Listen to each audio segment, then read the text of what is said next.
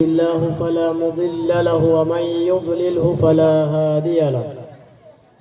أشهد أن لا إله إلا الله وحده لا شريك له وأشهد أن محمدا عبده ورسوله.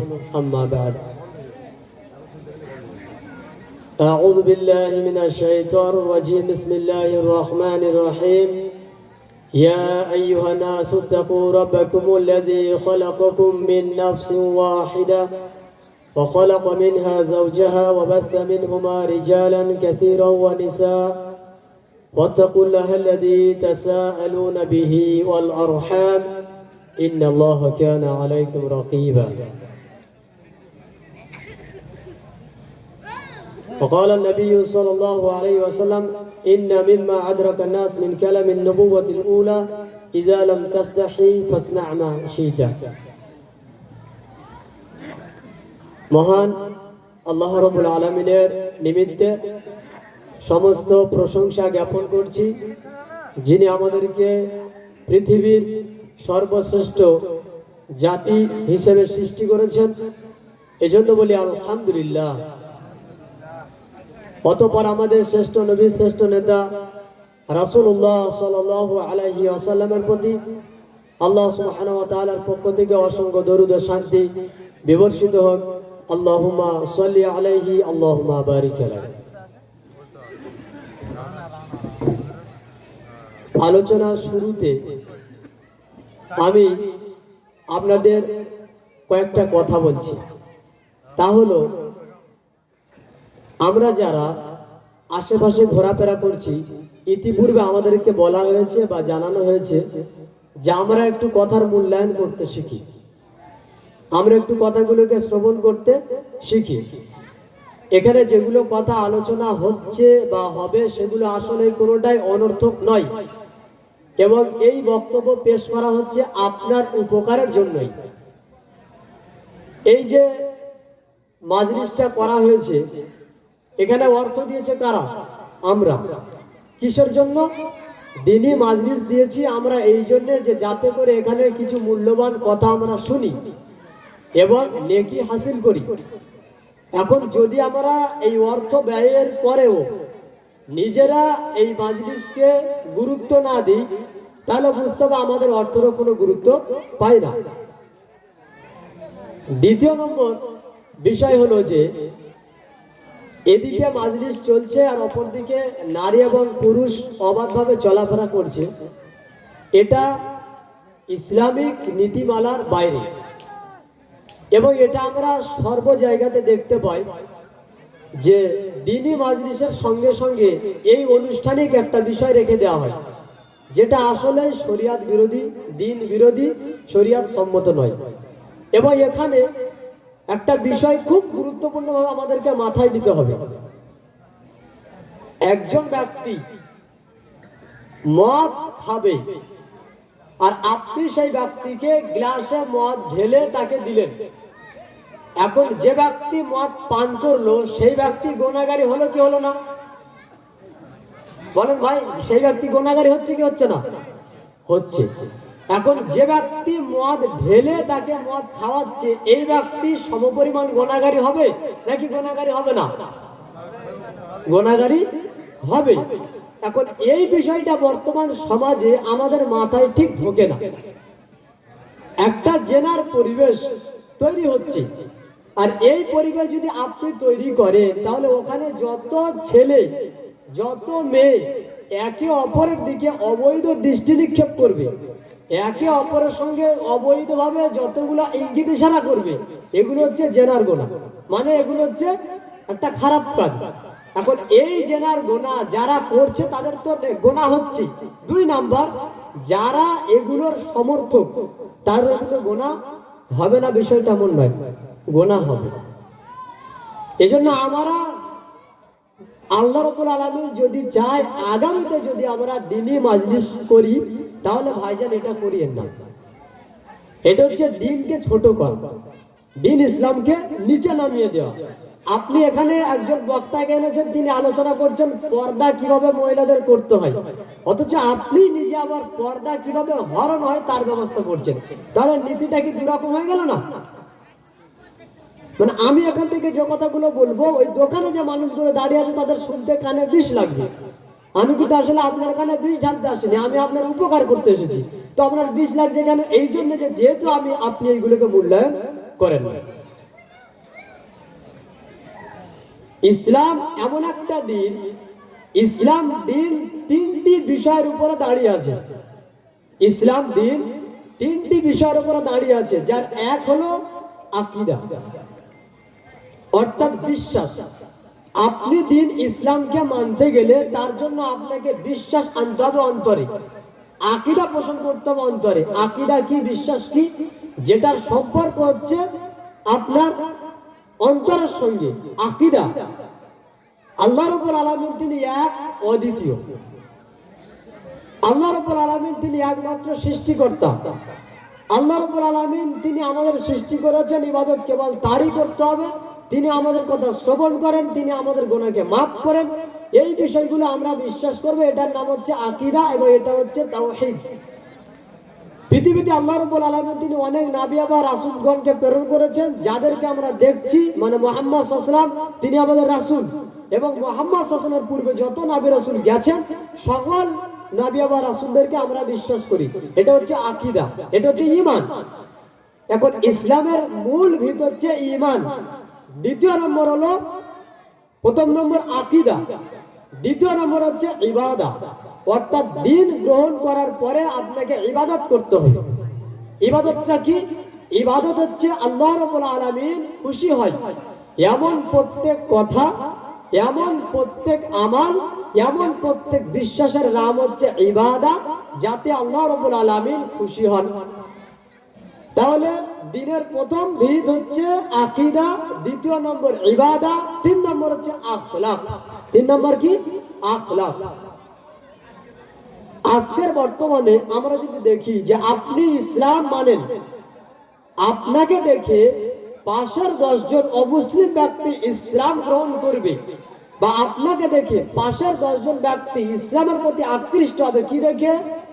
এক, আখলাক, আকীদা, যেটা আন্তরিক, ওটা আমার অন্তরের সম্পর্ক, কাজে এটা কোনো দেখার বিষয় নয়। দুই, আপনার ইবাদত, আপনি কতটুকু আল্লাহ রাব্বুল আলামিনকে খুশি করার জন্য জীবন যাপন করছেন। তিন নম্বর হচ্ছে আখলাক। ইসলাম পৃথিবীতে এসেছে, ইসলাম পৃথিবীতে আল্লাহ রাব্বুল আলামিন নবী বা রাসূলদেরকে দিয়ে প্রেরণ করেছেন, যেটা দ্বারাতে মানুষ ইসলামের প্রতি সবচেয়ে বেশি আকৃষ্ট হয়েছে, তা হচ্ছে আখলাক। আজকের যদি আমরা বর্তমানে ইসলাম দিনকে পুরো পৃথিবীর নিকটে সুন্দর করে উপস্থাপন করতে চাই, ইসলামকে পুরো পৃথিবীর মুখে শ্রেষ্ঠভাবে আমরা উপস্থাপন করতে চাই, তাহলে আমাদের জন্য যেটা গুরুত্বপূর্ণ, অপরিহার্য, তা হচ্ছে আমাদের দ্বীনের আখলাককে গ্রহণ করা। অর্থাৎ আপনার চরিত্র সৎ হওয়া প্রয়োজন। আপনার চরিত্র এমন হবে যা মহান আল্লাহ সুবহানাহু ওয়া তাআলা এবং তার রাসূলুল্লাহ সাল্লাল্লাহু আলাইহি ওয়াসাল্লাম আমাদেরকে বলেছেন, তদনুপাতে। আজকে কিন্তু আমরা দেখতে পাই যে মুসলিমদের মধ্যে যা আল্লাহ এবং তার রাসূল বলে গেছেন, সেই রকম চারিত্রিক গুণ না থাকার কারণে অমুসলিমরা ইসলামে দাখিল হওয়া তো বহু দূরের কথা, বরং মুসলিমরা নিজেরা খুঁজে পায় না যে ইসলাম আমরা মানছি কেন, ইসলাম কি, খাই না মাখি, ইসলাম কি মানুষ বুঝতে চায় না। কেন বোঝে না? এই জন্য যে ইসলামকে মূল্যায়ন করার মতো জ্ঞান, ইসলামকে মূল্যায়ন করার মতো ইলম তাদের মধ্যে নেই। আমরা যদি পৃথিবীতে যত নবী এবং রাসূলকে আল্লাহ সুবহানাহু ওয়া তাআলা প্রেরণ করেছেন, তাদের দাওয়াতি বিষয়গুলোকে দেখি, তাহলে দেখব প্রত্যেকটা নবী এবং রাসূলদেরকে দেখে তার জাতি ইসলাম গ্রহণ করেছে, যা দেখে তা হচ্ছে তাদের আখলাক, তাদের চরিত্র, তাদের গুণাগুণ এবং তাদের মানুষের সঙ্গে আচার ব্যবহার। এটা হচ্ছে সবচেয়ে বড় ইসলামের দলিল যে ইসলাম পৃথিবীতে সবচেয়ে শ্রেষ্ঠ আদর্শ, ইসলাম পৃথিবীর সবচেয়ে শ্রেষ্ঠ নমুনা। মানুষ যদি সঠিকভাবে দুনিয়াতে চলাফেরা করতে চায়, মানুষ যদি সঠিকভাবে দুনিয়াতে জীবন যাপন করতে চায়, তার জন্য একটাই রাস্তা জরুরি, তা হচ্ছে ইসলামের আখলাক, ইসলামের চরিত্র, ইসলামের নীতিমালাকে গ্রহণ করা। কিন্তু মানুষ আজকের দিনে দিনে ইসলামের চরিত্র থেকে দূরে, ইসলামের নীতিমালা থেকে দূরে, ইসলামের আদর্শ থেকে দূরে, যার কারণে আমরা নিজেরা ইসলামকে কদর করি না এবং আমাদের থেকে যারা আশেপাশে আমাদেরকে দেখছে তারাও আমাদেরকে খারাপ মনে করে। রাসূলুল্লাহ সাল্লাল্লাহু আলাইহি ওয়াসাল্লাম তিনি তার দাওয়াতের ক্ষেত্রে যে সমস্ত পথ অবলম্বন করেছেন, মানুষ তার দাওয়াত দেখে দ্বীন ইসলামকে গ্রহণ করেছেন। মুহাম্মদ সাল্লাল্লাহু আলাইহি ওয়াসাল্লামের ইবাদত দেখে নয়, মুহাম্মদ সাল্লাল্লাহু আলাইহি ওয়াসাল্লামের আকীদা দেখে নয়, বরং তারা রাসূলুল্লাহ সাল্লাল্লাহু আলাইহি ওয়াসাল্লামের আখলাক দেখে, চরিত্র দেখে, গুণাগুণ দেখে, মানুষের সঙ্গে রাসূল সাল্লাল্লাহু আলাইহি ওয়াসাল্লামের আচার ব্যবহার দেখে মানুষ ইসলাম গ্রহণ করেছে।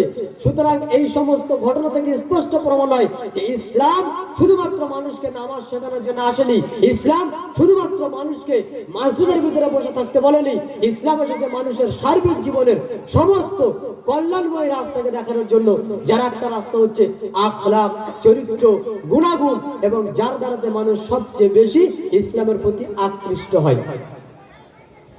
এদেশে আমরা একটা ঘটনা, একটা কথা শুনে থাকি, সেটা মিডিয়ার মাধ্যমে হয় সবচেয়ে বেশি। তা হচ্ছে কি, এদেশে ইসলামের প্রচার এবং প্রসার ঘটেছে তরবারির মাধ্যমে। এটা একেবারে ডাহা মিথ্যা কথা। কারণ যদি এই দেশে ইসলাম প্রচার হতো তরবারির মাধ্যমে, তাহলে যারা বর্তমানে এই ঘটনা প্রচার করে, যারা এই সমস্ত ঘটনা কাগজে এবং কলমে লেখালেখি করে, তাদের কোনো অস্তিত্ব খুঁজে পাওয়া যেত না। কারণ এই দেশে একটা লম্বা সময় মুসলিমরা রাজত্ব করেছে। কাজেই সেই দিনে যদি মুসলিমদের আদর্শ এটাই হতো যে এদেশের মাটিতে তরবারির মাধ্যমে দিন প্রচার করার নীতিমালা ইসলাম শিখিয়েছে, কাজে পৃথিবীর এই ইন্ডিয়াতে কোনো অমুসলিম ব্যক্তি থাকতো না। তাহলে ইসলাম ইন্ডিয়াতে কিভাবে এলো? এর ইতিহাস রয়েছে। ইসলাম ইন্ডিয়াতে এসেছে যার দ্বারাতে, তা হচ্ছে রাসূলুল্লাহ সাল্লাল্লাহু আলাইহি ওয়াসাল্লাম তিনি নবুয়ত প্রাপ্তর পূর্বে এই দেশের মাটিতে আরবিয়ান ব্যক্তিরা ব্যবসা বাণিজ্যের জন্য যাতায়াত করত। আর তাদের একটা সংযোগস্থল ছিল, তা হচ্ছে কেরালা, মালাবার উপকূল। তারা এই জায়গাতে যাতায়াত করত এবং সেই সময়ে ইন্ডিয়ার মানুষদের সঙ্গে তাদের একটা ব্যবসা বাণিজ্যের ক্ষেত্রে সুসম্পর্ক জন্মায়। এই সুসম্পর্ক থেকে তাদের সঙ্গে আরবিয়ানদের একটা ভালো সম্পর্কের কারণে আরবিয়ানরা এই দেশে থাকে এবং তাদের সঙ্গে ব্যবসা বাণিজ্য করতে থাকে। আবহাওয়া সম্পর্কে তারা বুঝে, তারা এই দেশের কালচার সম্পর্কে বুঝে, এই দেশের মানুষের সচরাচর চলাচল সম্পর্কে বুঝে। অতঃপর যখন মুহাম্মদ সাল্লাল্লাহু আলাইহি সাল্লাম নবুয়ত গ্রহণ করলেন, রাসূল সাল্লাল্লাহু আলাইহি সাল্লাম যখন নবী হলেন, তখন ওই সমস্ত ব্যক্তিরা, যে সমস্ত আরবিয়ান ব্যক্তি এই দেশের মাটিতে দিন প্রচার নয়, এই দেশের মাটিতে ব্যবসা বাণিজ্যের জন্য যাতায়াত করতেন, সেই সমস্ত মানুষরা রাসূলুল্লাহ সাল্লাল্লাহু আলাইহি ওয়াসাল্লামের আদর্শকে গ্রহণ করে, রাসূল সাল্লাল্লাহু আলাইহি ওয়াসাল্লামের দ্বীনকে গ্রহণ করে এই দেশের মাটিতে তারা এলো। এবং যখনই তারা এই দেশের মাটিতে এলেন ব্যবসা বাণিজ্যের জন্য, তখন ওই সমস্ত ব্যক্তিদের একটা দায়িত্ব, অর্থাৎ সাহাবায়ে কেরাম রাদিয়াল্লাহু আনহুর একটা দায়িত্ব ছিল যে তারা পৃথিবীর যে দেশে যাবে দ্বীন প্রচারের একটা বড় আলামত তাদের মধ্যে থাকতো, একটা আদর্শ তাদের মধ্যে থাকতো, কি পৃথিবীর যে জায়গায় যাক আল্লাহ রাব্বুল আলামিনের দ্বীনের কথা মানুষকে বলতে হবে। এবং এই দেশের মানুষ যারা তাদের সঙ্গে ওঠা বসা করেছেন, সেই সমস্ত মানুষরা ইসলামের প্রতি আকৃষ্ট হয়।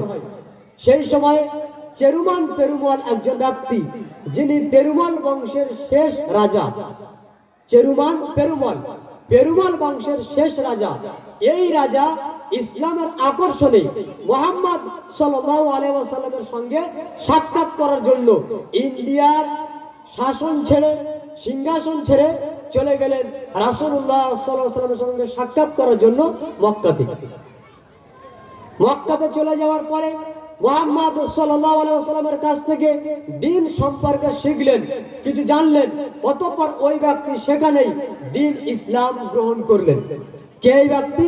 একজন অমুসলিম ব্যক্তি। কোথায় যে দ্বীন গ্রহণ করছেন? আরবে গিয়ে। কেন? অন্তরের টানে। কে টেনেছে? আখলাক। কে টেনেছে? চরিত্র। কে টেনেছে? গুণাগুণ, মানুষের সঙ্গে আচার আচরণ, ভদ্র ব্যবহার, নম্রতা, শিষ্টাচারিতা। এটা হচ্ছে ইসলামের একটা মহান আদর্শ, যার দ্বারা আমি আপনাকে বক্তব্যের মাধ্যমে যতটা বেশি আকৃষ্ট করতে না পারবো, আমার আখলাকের মাধ্যমে আপনার কাছে তার থেকে বেশি দাওয়াত প্রচার হয়। এটা হচ্ছে রাসূল সাল্লাল্লাহু আলাইহি ওয়াসাল্লামের সাহাবা এবং রাসূল সাল্লাল্লাহু আলাইহি ওয়াসাল্লাম স্বয়ং দেখিয়েছেন তার আমলে, তার যুগে। চেরুমান পেরুমল তিনি ইসলাম গ্রহণ করার পরে সেখান থেকে বললেন যে আমি মসজিদ করতে চাই একটা ইন্ডিয়াতে। তিনি আদেশ করলেন মালিক বিন দিনার নামক একজন ব্যক্তি চেরুমান পেরুমলের আদেশে একটা মসজিদ তৈরি করে, যে মসজিদের নাম হচ্ছে চেরুমান মসজিদ।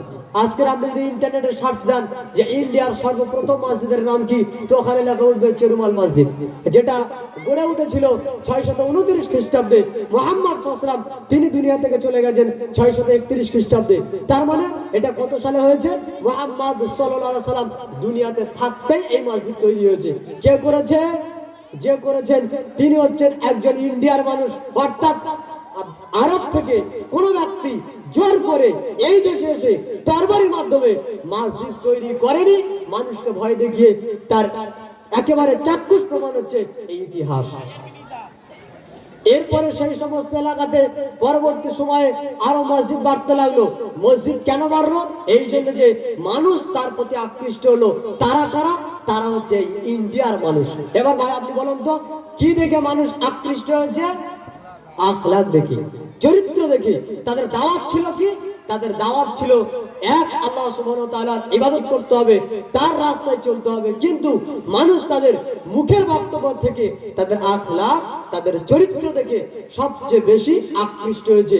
এই জন্য আজকে যদি আমরা মুসলিমরা, আপনি যদি বাজারে মানুষের সঙ্গে আখলাকের বিষয়টা ভালো করে দেখান, আপনি যদি নিজের পিতার সঙ্গে, নিজের মাতার সঙ্গে, নিজের এলাকার মানুষদের সঙ্গে সচ্চরিত্রবান একটা বিষয়কে তুলে ধরেন, তাহলে মানুষ আপনার প্রতি আকৃষ্ট হবে। এটা হচ্ছে বাধ্যতামূলক, মানুষ আকৃষ্ট হওয়াটা। এরপরে তিনি যখন এই মসজিদ করলেন, পরবর্তী সময়ে এই সমস্ত ব্যক্তিরা, ইন্ডিয়ার যে সমস্ত ব্যক্তিরা ইসলাম গ্রহণ করলেন, তারা দ্বীনের প্রচার করতে লাগলেন।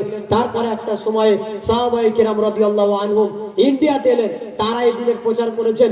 উমর রাদিয়াল্লাহু আনহুর যুগে 24 জন সাহাবা এই দেশের মাটিতে এসে দ্বীন প্রচার করেছেন। তাবিঈদের যুগে প্রায় 225 জন তাবিঈ এই দেশের মাটিতে ইসলাম প্রচার করেছে, যাদের সবচেয়ে বড় নমুনা হচ্ছে আখলাকের মাধ্যমে তারা মানুষকে দ্বীনের প্রতি আকৃষ্ট করেছে। কি ছিল আখলাক? আখলাক ছিল সত্যবাদিতা। তারা মানুষের সঙ্গে কথা বললে সত্য ছাড়া বলতেন না। তখনকার সময়ে মানুষ মিথ্যায় জর্জরিত ছিল। তারা ছিল আমানতদার। মানুষের সঙ্গে একটা কথা বলা থাকলে আমানতের তারা খেয়ানত করতেন না। তাদের আখলাক, তাদের চরিত্র থেকে মানুষ দ্বীন গ্রহণ করলেন। মহান আল্লাহ সুবহানাহু ওয়া তাআলা আমাদের নবী মুহাম্মদ সাল্লাল্লাহু আলাইহি ওয়াসাল্লামের বিষয়ে উল্লেখ করছেন পবিত্র কোরআন সূরা আল ইমরান আয়াত নম্বর 159। আল্লাহ সুবহানাহু ওয়া তাআলা তিনি বলছেন, ফাবিমা রাহমাতিন মিনাল্লাহ লিনতা লাহুম। মুহাম্মদ সাল্লাল্লাহু আলাইহি ওয়াসাল্লাম আপনার প্রতিপালকের পক্ষ থেকে এক মহান দয়া। কি দয়া? লিনতা লাহুম, যে আপনি মানুষের সঙ্গে সুন্দর নরম আচরণ করেন। এখানে আল্লাহ তাআলা কি বলছেন? যে আপনার প্রতি মহান আল্লাহর পক্ষ থেকে একটা অতীব বড় রহমত। কি? লিনতা লাহুম, আপনি মানুষের সঙ্গে যে আচরণ প্রদর্শন করেন সেটা হচ্ছে নরম আচরণ। وإن كنت فظا غليظ القلب لانفضوا من حولك। মুহাম্মদ সাল্লাল্লাহু আলাইহি ওয়াসাল্লাম যদি আপনি মানুষের সঙ্গে কথা বলার ক্ষেত্রে কর্কট ভাষা ব্যবহার করতেন, যদি আপনি মানুষের সঙ্গে আচরণের ক্ষেত্রে কর্কশ হৃদয়ের হতেন, লানফাদু মিন হাউলিক, মানুষ আপনার দ্বীন গ্রহণ করাটা বহুদূরের কথা, মানুষ আপনার নসিহত শোনাটা বহুদূরের কথা, লানফাদু মিন হাউলিক, তারা আপনার চারপাশ থেকে চলে যেত। তার মানে আয়াত থেকে কি প্রমাণ হয়? মুহাম্মদ সাল্লাল্লাহু আলাইহি ওয়াসাল্লাম তিনি মানুষকে দ্বীন প্রচার করার ক্ষেত্রে কি পথ অবলম্বন করতেন? নরম পন্থা অবলম্বন করতেন। তিনি মানুষের সঙ্গে আচার আচরণের ক্ষেত্রে কি পন্থা অবলম্বন করতেন? নরম পন্থা অবলম্বন করতেন। আল্লাহ বলছেন, যারা চতুর্পাশে আপনার মূর্তি পুজো করে, যারা চতুর্পাশে শিরক পুজো করে, যারা চতুর্পাশে দ্বীন ইসলাম থেকে বেরিয়ে আছে, যারা আপনার এই সমস্ত এলাকাতে জাহেলিয়াতে ভরপূর্ণ হয়ে আছে, নোংরা কাজে ভরপূর্ণ হয়েছে, যাদের মধ্যে চুরি করা, যাদের মধ্যে জেনা করা, যাদের মধ্যে ডাকাতি করা ছিল একটা সাধারণ কর্ম, তাদের সঙ্গে যদি আপনি নরম আচরণ না করতেন, তারা আপনার কাছ থেকে, তারা কি করত? আপনার নিকট থেকে দূরে সরে যেত। কিন্তু তারা আপনার কাছে এসেছে কিসের কারণে? আপনি তাদের সঙ্গে নরম আচরণ করেছেন। এরপর আল্লাহ তাআলা বলছেন, ফাআফু আনহুম, মুহাম্মদ আপনি তাদেরকে ক্ষমা করুন। কাদেরকে ক্ষমা করবেন? দ্বীন প্রচার করতে গিয়ে যদি 10টা মানুষ আপনাকে গালি দেয়, দ্বীন প্রচার করতে গিয়ে যদি 10টা মানুষ আপনাকে খারাপ কথা বলে, ফাআফু আনহুম, তাদেরকে মাফ করে দেন। যে আল্লাহ তারা বুঝতে পারেনি, তাদেরকে তুমি ক্ষমা করো।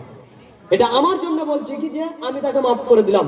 এরপর দ্বিতীয় স্টেপে আল্লাহ তাআলা বলছেন, ফাফু আনহুম ওয়াস্তাগফির লাহুম, আপনি তাদের তো নিজে থেকে ক্ষমা করবেনই, আল্লাহর কাছে ক্ষমা চাইবেন যে আল্লাহ এই সমস্ত মানুষ আমার সঙ্গে যে আচরণ করেছে আপনি তাদেরকে মাফ করে দেন। ভাই একটা কথা এখানে বলি, আজকাল আমরা বর্তমানে দেখি একজন আলেমের চরিত্রিক গুণ সবাই কিন্তু নয়, বেশিরভাগ।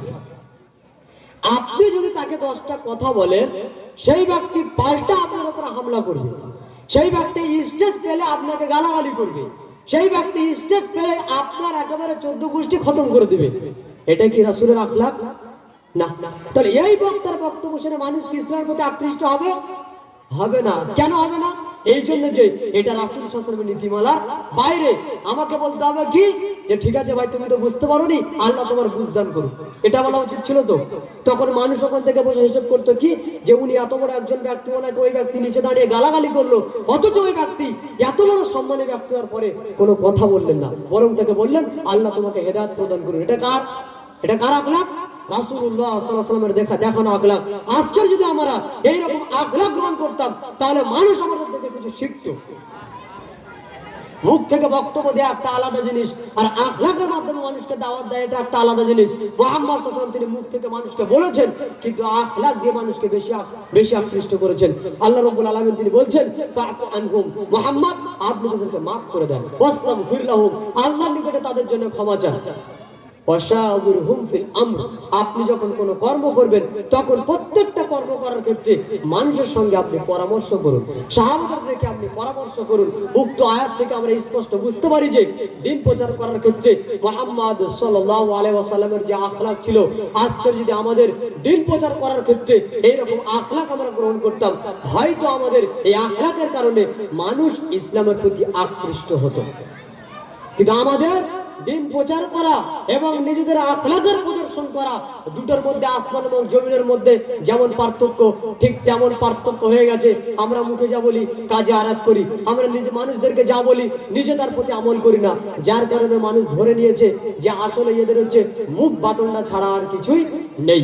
কিন্তু আমাদেরকে বুঝতে হবে দিন ইসলাম এমন একটা দিন যেটা মানুষকে আদর্শ শেখায়, দিন ইসলাম এমন একটা দিন যেটা মানুষকে নমনীয়তা শেখায়, দিন ইসলাম এমন একটা দিন যেটা মানুষকে মাফ করতে শেখায়, দিন ইসলাম এমন একটা দিন যেটা মানুষের সঙ্গে সদাচরণ করা শেখায়।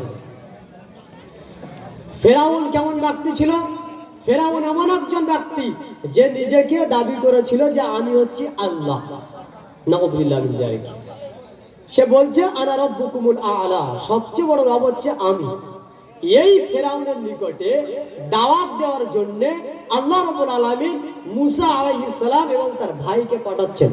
আল্লাহ তাআলা বলছেন ইযহাবা ইলা ফিরআউন, আপনি আর আপনার ভাই, অর্থাৎ মুসা আলাইহিস সালামকে বলছেন আল্লাহ তাআলা যে আপনি আর আপনার ভাই দুজনেই চলে যান। কার কাছে? ইযহাবা ইলা ফিরআউন, ফিরআউনের নিকটে চলে যান। কেন? ইন্নাহু তাগা, ফিরআউন হচ্ছে একটা দাম্ভিক ব্যক্তি, একটা পাপী ব্যক্তি, সীমা লঙ্ঘনকারী ব্যক্তি। কি করবে তারপরে? ফাকুলা, তাকে দাওয়াত দাও, ফাকুলা লাহু কাওলান লাইয়িনা, তাকে গিয়ে নরম ভাবে দাওয়াত দাও, লাআল্লাহু ইয়াতাযাক্কারু আও ইয়াখশা, হতে পারে সে উপদেশ গ্রহণ করবে কিংবা সে আল্লাহকে ভয় করবে। আল্লাহ তাআলা কি বলছেন? আপনি আর আপনার ভাই, অর্থাৎ মুসা আর মুসার ভাই দুজনেই ফেরাউনের নিকটে চলে যাও, ফেরাউনের কাছে গিয়ে নরম ভাবে দাওয়াত দাও। কিভাবে দাওয়াত দিতে হবে? নরম ভাবে। কিন্তু বক্তৃতার জগৎ আর দাওয়াতের জগৎ, বক্তৃতা একটা আলাদা। এখানে কখনো নরম ভাবে বলা যায়, কখনো শক্ত ভাবে বলা যায়, কখনো আবার বক্তৃতা দিতে গিয়ে মানুষের ইমানের উপরে সে কোরআনের আয়াত পড়ে কে কাঁদতেও পারে, অন্তর সিক্ত হয়ে যেতে পারে। কাজে বক্তব্যের গতি বিষয়ের উপরে থেকে যায়। তবে মানুষের সঙ্গে যখন আপনি আচার ব্যবহার করছেন, মানুষকে যখন আপনি দিনের দিকে ডাকছেন, তখন আল্লাহ তাআলা বলছেন নরম ভাবে মানুষকে ডাকুন, নরম ভাবে মানুষকে দাওয়াত দেন। এই আয়াতটা আল্লাহ সুবহানাহু ওয়া তাআলা উল্লেখ করেছেন সূরা তাহার আয়াত নম্বর 43 এবং 44-এ। উক্ত আয়াত থেকে প্রমাণ হয় দাওয়াতের ক্ষেত্রে আমাদের নমনীয়তা দিয়ে যতটুকু কাজ করার উপকারিতা বেশি হয়, কঠোরতা দিয়ে তত বেশি হয় না। এরপরের বিষয় দেখি আমরা যে আমরা যদি দিনের ক্ষেত্রে প্রশস্ততা অবলম্বন করি, আন্তরিকভাবে প্রশস্ততা অবলম্বন করি, তাহলে দিনের ক্ষেত্রে মানুষ অনেকটাই দিনের প্রতি আকৃষ্ট হয়। দিন প্রচারের ক্ষেত্রে দলিল কি? মহান আল্লাহ সুবহানাহু ওয়া তাআলা তিনি পবিত্র কোরআনে বলছেন, মুসা তুমি চলে যাও, দাওয়াত দাও। তো মুসা আলাইহিস সালাম তিনি বলছেন, আল্লাহ আমার মুখের মধ্যে কিছু জড়তা রয়েছে, আমি দাওয়াত দিতে গেলে, মানুষকে কথা বলতে গেলে আমার কথা জড়িয়ে যায়, আপনি আমার ভাইকে আমার সঙ্গে দাওয়াত দেওয়ার জন্য দিয়ে দেন। তখন আল্লাহ রাব্বুল আলামিন মুসা আলাইহিস সালামকে বলছেন, ঠিক আছে, তোমাকে তোমার ভাইকে দেওয়া হলো দাওয়াত দেওয়ার জন্য। তখন মুসা আলাইহিস সালাম তিনি বলছেন, রব্বি ইশরাহ লি সাদরি ওয়ায়াসসির লি আমরি ওয়াহলুল উকদাতাম মিন লিসানি ইয়াফকাহু কওলি। আল্লাহ আমি যে মানুষকে দাওয়াত দিতে যাব, আপনি আমাকে এই অন্তর প্রদান করুন। রব্বি ইশরাহ লি সাদরি, আল্লাহ তুমি আমার অন্তরকে প্রশস্ত করে দেন। ওয়ায়াসসির লি আমরি, আমার কাজকে সহজ করে দেন। ওয়াহলুল উকদাতাম মিন লিসানি, আমার মুখের জড়তাকে দূর করে দেন। ইয়াফকাহু কওলি, যাতে করে মানুষ আমার কথাকে গ্রহণ করতে পারে। ভাই সাহেব একটা কথা বলবো, যারা সামনে বসে শুনছেন কথা শোনেন, আর যারা আশেপাশে কথা বলছেন মানা করেন। কেন আমি আপনাকে যে কথাটা বলছি, আমার কথার একটা গতি আছে, সাইডে যখন কথা বলবো তখন আমার মনে হবে যে আমাকে ডিস্টার্ব করছে। এই জন্য পাশে যারা আছে অনুরোধ করছি সামনে এসে বসেন, আর যদি বসার মানসিকতা না থাকে তো এখান থেকে চলে যান। অন্তত পক্ষে আপনি এখানে গন্ডগোল না করে আমাকে ডিস্টার্ব করিয়েন না। এটা আপনাকে অপমান করার জন্য বলছেন, এটা আপনাকে বলছি আদাব শিষ্টাচারের জন্য। যদি মন চায় এসে বসে কিছু শোনেন, আর যদি মন একান্ত না চায় তো এখান থেকে পিছনে চলে যান, যেন আপনাদের এই গল্প আমার কানে না আসে। কেন আমি এখানে কথা বলবো কোরআন এবং সুন্নাহর, আর আপনি নিজের চাহিদা পূরণ করার জন্য কথা বলবেন, এটা পুরোপুরি আদাবের খেলাফ, এটা গুনার কাজ। পবিত্র কোরআনে আল্লাহ তাআলা বলছেন যে যখন কোরআন মাজিদ তেলাওয়াত করা হয় তোমরা মনোযোগ সহকারে শোনো, কেন এটা কোরআনের মর্যাদা। তো আমি তো এখানে বাপের ঘটনা বলছি না, চাচার ঘটনা বলছি না, নানার ঘটনা বলছি না, এখানে বলছি আল্লাহ এবং তার রাসূলের কথা। তো আপনি ওখানে দাঁড়িয়ে কথা বলছেন কেন? তার মানে আপনার মধ্যে কিছু নির্বুদ্ধিতার পরিচয় পাওয়া যাচ্ছে। তো এই জন্য বলছি ভাই আপনি এখানে বসেন, নইলে চলে যান, ডিস্টার্ব করিয়েন না। যে বিষয়ে কথা বলছিলাম, মুসা আলাইহিস সালাম তিনি বলছেন, হে আমার প্রতিপালক, আপনি আমার অন্তরকে প্রশস্ত করে দেন। কেন? দাওয়াতি কাজের জন্য অন্তর প্রশস্ততার প্রয়োজন। দাওয়াতি কাজের জন্য অন্তর প্রশস্ততার প্রয়োজন। এখন বর্তমানে আমরা একটা বিষয় দেখি, স্টেজে একজন বক্তা দাওয়াত দিচ্ছেন, আর উনি বলছেন যে অমুক অমুক বক্তার বক্তব্য শোনা যাবে না, অমুক অমুক ব্যক্তিকে মসজিদে আনা যাবে না, অমুক অমুক ব্যক্তির সঙ্গে সদাচরণ করা যাবে না। এই যে বিষয়গুলো, আচ্ছা ভাই ইসলাম কয়টা দিন? ইসলাম তো একটা দিন। ইসলাম কিসের উপরে টিকে আছে? কোরআন এবং সুন্নাহর উপরে টিকে আছে।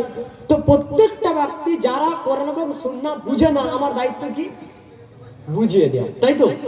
তাহলে অমুকের কথা শোনো না, উমরের কাছে যেও না, ওর কথা শোনা যাবে না, এগুলো কি? এগুলো কি অন্তর প্রশস্ততার পরিচয় নাকি অন্তর সংকীর্ণতার পরিচয়? এটা হচ্ছে সংকীর্ণতার পরিচয়।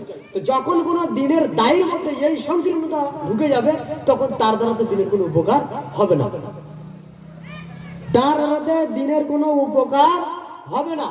এই জন্য আমাদের অন্তরের প্রশস্ততার প্রয়োজন। মহান আল্লাহ সুবহানাহু ওয়া তাআলা তিনি আমাদের নবীকে বলছেন, আলাম নাশরাহ লাকা সাদরাক, মুহাম্মদ সাল্লাল্লাহু আলাইহি ওয়াসাল্লাম, আমি কি আপনার অন্তরকে প্রশস্ত করে দেইনি? তাহলে এখানে অন্তরকে প্রশস্ত করে দেওয়া মানে কি? দিনের কাজের জন্য অন্তর প্রশস্ত হওয়া, মানুষকে দিনের দিকে আকৃষ্ট করা, মানুষকে দিনের দিকে ডাকা। কি দিয়ে ডাকবে? আখলাক দিয়ে ডাকবে। কি দিয়ে ডাকবে? চরিত্র দিয়ে ডাকবে। কি দিয়ে ডাকবে? মানুষকে নিজের বাহ্যিক গতি, বাহ্যিক চলাচল, বাহ্যিক নীতিমালা, এগুলো দিয়ে মানুষকে আকৃষ্ট করবে। সহিহ মুসলিমের মধ্যে উল্লেখ করা হয়েছে, নওয়াস ইবনে সামআন রাদিয়াল্লাহু আনহু তিনি বলছেন সৎ চরিত্রের বিষয়ে, নওয়াস ইবনে সামআন রাদিয়াল্লাহু আনহু তিনি বলেন, রাসূলুল্লাহ সাল্লাল্লাহু আলাইহি ওয়াসাল্লামকে জিজ্ঞাসা করলাম, সাআলতু রাসূলুল্লাহ সাল্লাল্লাহু আলাইহি ওয়াসাল্লাম আনিল বিররি ওয়াল ইসমি, আমি আল্লাহর নবী সাল্লাল্লাহু আলাইহি ওয়াসাল্লামকে প্রশ্ন করলাম, আল্লাহর নবী নেকি কি আর পাপ কি? আমি আল্লাহ রাসূলকে প্রশ্ন করছি, আল্লাহ রাসূল নেকি কি জিনিস আর পাপ কি জিনিস? ফাকালা নবী সাল্লাল্লাহু আলাইহি ওয়াসাল্লাম, তখন রাসূল সাল্লাল্লাহু আলাইহি ওয়াসাল্লাম তিনি বলছেন, আল বিররু হুসনুল খুলুক, নেকি হচ্ছে ভালো চরিত্র। আপনার মধ্যে নেকি আছে, কি দিয়ে বুঝবেন? আপনার চরিত্র ভালো, এটা দিয়ে বুঝবেন। আপনার মধ্যে যে নেকি রয়েছে কি দিয়ে বুঝবেন? আপনার চরিত্র ভালো, এটা দিয়ে বুঝবেন। এরপর রাসূল সাল্লাল্লাহু আলাইহি ওয়াসাল্লাম বলছেন ওয়াল ইসমু মা হাকা ফি সাদরিকা ওয়া কারিতা আয়াতলি আলাইহি নাস। আর গুনাহ কি? গুনাহ হচ্ছে ওই জিনিস যা আপনার অন্তরে লুকায়িত আছে, তবে আপনি এটাকে অপছন্দ করেন যে মানুষের নিকটে প্রকাশ যেন না পায়। এটা হচ্ছে কি? গুনার কাজ। উদাহরণ, আপনি মোবাইলে বাজে ছবি দেখেন, আপনি মোবাইলে খারাপ কিছু দেখেন, এটা আপনার মন জানে যে আপনি দেখছেন, কিন্তু আপনি চান না যে এটা আপনার আব্বা বুঝতে পারুক, আপনি চান না যে এটা আপনার মা বুঝতে পারুক, আপনি চান না যে বাইরের এটা কেউ জানতে পারুক। তাহলে ভাই এটা কি? নাকি না পাপ? এটা গুনার কাজ। তার মানে আপনার চরিত্র সুন্দর না খারাপ? খারাপ। কেন? এই জন্য আল্লাহ রাসূল বলছেন ভালো চরিত্র মানেই হলো নেকির কাজ। আর তাহলে গুনার কাজ কি? তো গুনার কাজ হচ্ছে ওই কাজ, আল্লাহ রাসূল বলছেন না জিনা করা গুনার কাজ, চুরি করা গুনার কাজ, এই কাজ করলে গুনার কাজ। আল্লাহ রাসূল আর কিছু বলছেন না। আল্লাহ রাসূল যে বাক্য ব্যবহার করলেন, এই বাক্য দিয়ে আপনাকে আর বলতে হবে না গুনাহ কি। আল্লাহ রাসূল বলছেন মা হাকা ফি সাদরিকা ওয়া কারিতা ইয়াতলি আলাইহি নাস, যেটা তুমি করো অথচ তোমার অন্তর জানে তুমি করছো, মানুষ যাতে বুঝতে না পারে, এটা তুমি অপছন্দ করো, এটাই হচ্ছে গুনাহ। এটা হচ্ছে গুনাহ। তুমি মেয়েদের সঙ্গে গল্প করো, ফোনে তার সঙ্গে তুমি প্রেম করো, এখন তুমি জানো যে আমি একজন মেয়ের সঙ্গে একটা সম্পর্ক রেখেছি, অবৈধ সম্পর্ক। এখন তুমি চাও না যে তোমার বন্ধু বান্ধব জানুক, যদিও বন্ধু বান্ধব জানে, তুমি চাও না তোমার চাচা জানতে পারো, তুমি চাও না যে তোমার ভাই জানতে পারো। এটা কি কাজ? ভালো কাজ না, এটা গুনার কাজ। এটা গুনার কাজ। এরকম প্রত্যেকটা কর্ম যেটা তুমি নিজে জানছো যে আমি এটা চাই যে কেউ না যেন জানতে পারুক, অথচ তুমি সেই কাজ করো, আল্লাহ রাসূল বলছেন এটা হচ্ছে খারাপ কাজ। আর এই কাজ করার কারণে তোমার চরিত্র ধ্বংস, তোমার চরিত্র খারাপ। এবার ভাইজান, যদি এই চরিত্র আপনার মধ্যে থাকে আর আপনি যদি বলেন যে ইসলাম সবচেয়ে শ্রেষ্ঠ, মানুষ কি আপনাকে দেখে আকৃষ্ট হবে? কখনোই নয়। একজন ছেলে আর একজন মেয়ে একে অপরের সঙ্গে অবৈধ সম্পর্ক করে, তারা একে অপরের সঙ্গে বাজে সম্পর্ক রাখে। এখন আপনি মুসলিম, আপনি তাকে বোঝাচ্ছেন দেখো ভাই এই সম্পর্ক করা ঠিক না, কেন আমাকে একটু বুঝিয়ে বলো তো। তো বলছে আচ্ছা তুমি কি চাও তোমার বোন বিবাহ করার পূর্বে কোন ছেলের সঙ্গে অবৈধ সম্পর্ক রাখুক? আচ্ছা কোনো ভাই চাইবে? চাইবে না। তাহলে তুমি যখন না চাইছো যে এটা আমার বোনের ক্ষেত্রে যেন না ঘটে, তো একজন মুসলিম তো অপর মুসলিমের কোনোদিন ভালো চায় না, খারাপ চাই? ভালো চাই। তো তুমি তাকে বুঝিয়ে বলো যে এটা আমি যেহেতু মুসলিম, কাজে তোমার বোনের ক্ষতি হোক আমি এটা চাই না, কাজে ভাই এ কাজ করো না, আল্লাহ রাসূল নিষেধ করেছেন। আপনি যদি এই কথা 10 জন ব্যক্তিকে বলেন, তো একজন মুসলিম ব্যক্তি যদি আকৃষ্ট না হয়, অমুসলিম ব্যক্তি আকৃষ্ট হবে। কি দেখো তাদের দিন কত মহৎ। এটা আমাকে আর স্টেজে দাঁড়িয়ে বলতে হবে না, তুমি নিজে থেকে হিসাব করো। তোমার বোনের ক্ষেত্রে যদি তুমি এইরকম আখলাক গ্রহণ করতে পারো, তাহলে অন্যজনের ক্ষেত্রে তুমি এমন আখলাক গ্রহণ করছো না কেন? তার মানে তুমি সুবিধাবাদী এবং তোমার চরিত্র খারাপ হতে চলেছে। কিসের কারণে? নিজের নাফসের আনুগত্যের কারণে, নিজের নাফসের অনুসরণের কারণে, নিজের নাফসকে ইত্তেবা করার কারণে। রাসূলুল্লাহ সাল্লাল্লাহু আলাইহি ওয়াসাল্লামের ভাষাতে এখানে একটা বিষয় স্পষ্ট হলো, তা হচ্ছে কি মানুষের চরিত্র খারাপ হয়ে যায় পাপ কর্মের কারণে। মানুষের প্রতি মানুষ আকৃষ্ট হয় না তার চরিত্র সুন্দর না হওয়ার কারণে। কাজে আমাদের এই হাদিস থেকে শিক্ষা নেওয়া প্রয়োজন যে আমাদের চরিত্র সুন্দর হওয়া জরুরি। আমি একজন মুসলিম ব্যক্তি, আমার একটা মুসলিম এলাকা রয়েছে, এই মুসলিম এলাকার পাশে রয়েছে কয়েকজন অমুসলিম ব্যক্তি। এই অমুসলিম ব্যক্তিরা আমাদের কাছ থেকে যদি কোনো চারিত্রিক গুণ ভালো পায়, তাহলে তারা আমার প্রতি আকৃষ্ট হয়। আজকের আমরা বর্তমান রেওয়াজে দেখতে পাই যে একটা যদি পাশে মুসলিম গ্রাম থাকে আর তার পাশে যদি অমুসলিম গ্রাম থাকে, তো মানুষ সবসময় বদনাম করে। সবচেয়ে বেশি জায়গা জমিনে মারামারি হয় কোন গ্রামে ভাই? মুসলিম গ্রামে না অমুসলিম গ্রামে? অমুসলিম গ্রামে, তাই না? মুসলিম গ্রামে দেখেন আপনি চাচা চাচা সবসময় মারামারি, চাচা ভাইপো সবসময় লেগে আছে কি নিয়ে? জায়গা জমি নিয়ে। এটা কি রাসূলের আখলাক? এটা কি রাসূলের চরিত্র? তো আপনি যদি এই করেন, তাহলে পাশের মানুষ আপনাকে দেখে বলবে যে ইসলাম ধর্ম সবচেয়ে ভালো? বলবো কি? কখনোই নয়। কেন? আপনাকে দেখে যদি তারা ইসলামকে বিচার করে, তাহলে আপনার চরিত্র অবশ্যই ভালো হওয়া আবশ্যক।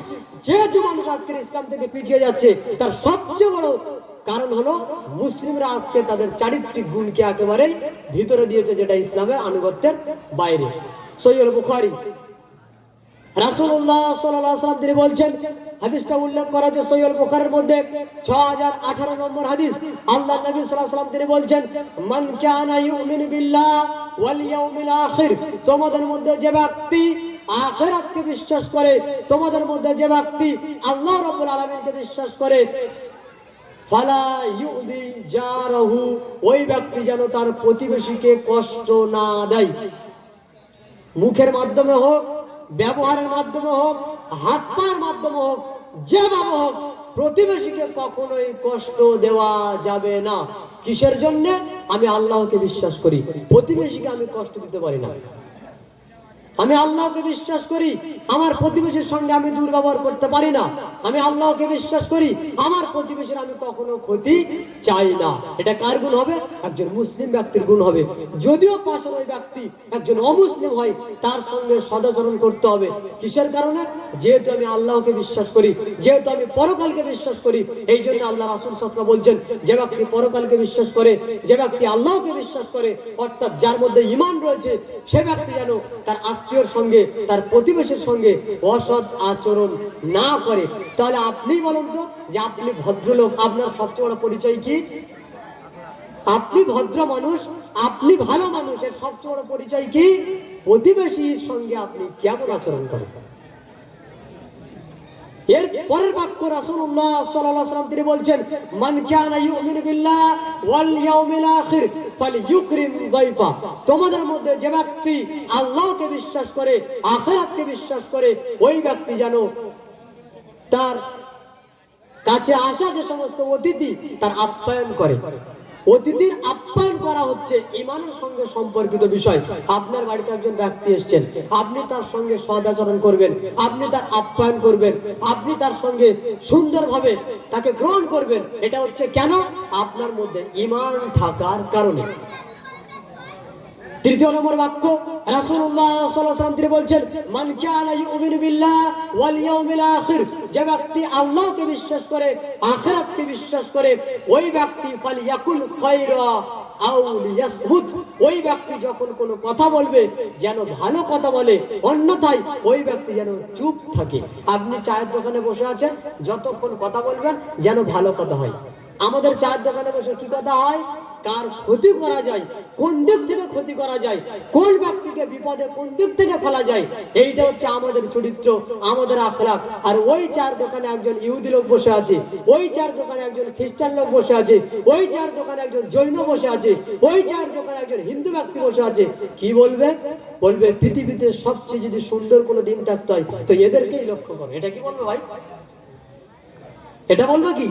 তাহলে আমরা এই হাদিসগুলো থেকে স্পষ্ট বুঝতে পারি, মুহাম্মদ সাল্লাল্লাহু আলাইহি ওয়াসাল্লামের যে বাক্য, আজ থেকে 1450 বছর পূর্বের বাক্য, এই বাক্যের প্রতি যদি আমরা আমল করতাম, তাহলে আজকের মানুষ ইসলামের তো বদনাম করতোই না, বরং আজকের মানুষ এটা বলতে বাধ্য হতো যে পৃথিবীতে যদি কোনো দিন থাকতে হয় তা হচ্ছে ইসলাম, যা মানুষকে আদর্শ শেখায়, যা মানুষকে সবচেয়ে সুন্দর নীতিমালা শেখায়। আজকের মানুষ ইসলাম গ্রহণ করবে প্রয়োজনীয়তা কি? কিসের প্রয়োজন? যারা টাকা বেশি হয়ে গেছে, পয়সা বেশি হয়ে গেছে, তাদের বড় বড় দালান বাড়ি রয়েছে, বাড়িতে নাকি মা থাকতে পারে না, বাড়িতে আব্বা থাকতে পারে না। এত বড় বাড়ি অথচ বাড়িতে বাম্মা থাকতে পারে না। কেন? তো বলছে এই ব্যক্তির এত পয়সা যে এই বাড়িতে তার বাম্মাকে রাখতে পারে না। কোথায় আছে? বলছে ওই যে বৃদ্ধাশ্রমে রেখে আসা হয়েছে। কেন? এগুলো আখলাক চরিত্র ভালো থাকার কারণে, তাই না? অথচ মহান আল্লাহ সুবহানাহু ওয়া তাআলা পবিত্র কোরআনে উল্লেখ করছেন, সূরা বনী ইসরাঈল 17 নম্বর সূরা আয়াত নম্বর 23, আল্লাহ তাআলা বলছেন, ওয়া ক্বাদা রাব্বুকা আল্লা তা'বুদু ইল্লা ইয়্যাহু ওয়া বিল ওয়ালিদাইনি ইহসানা। মহান আল্লাহ সুবহানাহু ওয়া তাআলা তোমাদের প্রতি এই মর্মে আদেশ করেছেন যে তোমরা যেন আল্লাহকে ছাড়া আর কারো ইবাদত না করো। ওয়া ক্বাদা রাব্বুকা আল্লা তা'বুদু, তোমাদের প্রতিপালক তোমাদের উপরে এই মর্মে আদেশ প্রদান করেছেন যে তোমরা যেন আল্লাহকে ছাড়া অন্য কারো ইবাদত না করো। ওয়া বিল ওয়ালিদাইনি ইহসানা, পিতামাতার সঙ্গে তোমরা যেন সৎ আচরণ করো। ইম্মা ইয়াবলুগান্না আহাদুহুমা আও কিলাহুমা ফালা তাকুল লাহুমা উফ। আল্লাহ তাআলা বলছেন কেমন তাদের সঙ্গে আচরণ করবে? যদি তোমার পিতা এবং মাতা উভয়েই বার্ধক্যে পৌঁছায় কিংবা পিতা বার্ধক্যে পৌঁছায় কিংবা মাতা বার্ধক্যে পৌঁছায়, তাহলে তাদের সঙ্গে তোমরা কথা বলতে গিয়ে ফালা তাকুল্লাহুমা উফ, তাদেরকে উফ শব্দ যেন ব্যবহার করো না। মানে বিরক্তিকর শব্দের জন্য যত শব্দ ব্যবহার করা হয় তার মধ্যে একটা শব্দ হচ্ছে উফ। এই শব্দটা কেমন? মানে একটা বিরক্তিকর শব্দ। তো বাপ মায়ের সামনে আল্লাহ রাব্বুল আলামিন তিনি বলছেন, যখন তোমরা পিতামাতার সঙ্গে কথা বলবে তখন তোমরা তাদের সামনে উগ্রভাবে কথা বলতে গিয়ে যেন উফ শব্দ ব্যবহার না করো। ওয়ালা তানহারহুমা, এবং তোমরা তাদেরকে ধিক্কার দিও না। ওয়াকুল লাহুম কাওলান কারীমা, এবং তাদের সঙ্গে তোমরা যখন কথা বলবে তোমরা সুন্দর করে নরম ভাবে সম্মানজনক ভাবে কথা বলবে। আচ্ছা ভাই, এখানে বলেন তো, আল্লাহ রাব্বুল আলামিন তিনি বলছেন যে তোমাদের পিতামাতা যদি বয়সে পৌঁছায় তাদেরকে তোমরা ধিক্কার দিও না। বয়সের কথা কেন বলা হলো? তার যখন বয়স 40 বছর ছিল, পিতার যখন বয়স 38 বছর ছিল, পিতার যখন বয়স 45 বছর ছিল, তখন পিতা কন্ট্রোল করতো তোমাকে। এই পিতার যখন বয়স 50-এ পৌঁছে যায়, এই পিতার বয়স যখন 60-এ পৌঁছে যায়, তখন সে এখন দুর্বল। এখন দুর্বল, তুমি এখন যুবক, তাহলে পিতামাতা এখন তোমার নিকটে নিরীহ। এমত অবস্থায় তুমি তার সঙ্গে কেমন ব্যবহার করবে? তো আল্লাহ তাআলা বলছেন, যেহেতু তারা তোমাকে লালন পালন করেছে, যেহেতু তারা তোমাকে সুন্দর করে বড় করেছে, কাজে তাদেরকে তুমি সম্মান করো। কেমন ভাবে সম্মান করবে? যেন তাদের সঙ্গে অসম্মানজনক কোনো ব্যবহার করতে গিয়ে শব্দ ব্যবহার না করা হয়। পিতামাতার সঙ্গে আল্লাহ রাব্বুল আলামিন শব্দ ব্যবহার করতে মানা করছেন, তাহলে পিতামাতাকে বাড়ি থেকে তেড়ে দেওয়া জায়েজ? যেখানে তাদেরকে শব্দ বলা আল্লাহ তাআলা হারাম করছেন, সেখানে তেড়ে দেওয়া কি জায়েজ হয়? তেড়ে দেওয়ার কোনো রাস্তা খুঁজে পাওয়া যায়? আজকে দেখেন না, যুবকদেরকে, অধিকাংশ যুবক বাপ মার আদাব, বাপ মার কথা শোনা, কে কার কথা শুনে কিছুই বুঝে না। মানে বাপ মাকে যে আনুগত্য করতে হবে তারা বুঝেই না। রাস্তাঘাটে দেখেন কোনো চাচাকে দেখতে পেলে কিংবা কোনো ভালো একজন সম্মানী ব্যক্তিকে দেখতে পেলে নিজে যে একটু সাইড হয়ে নিজেকে নত করে চলে যাবে, এই আদর্শ নেই। কেন নেই?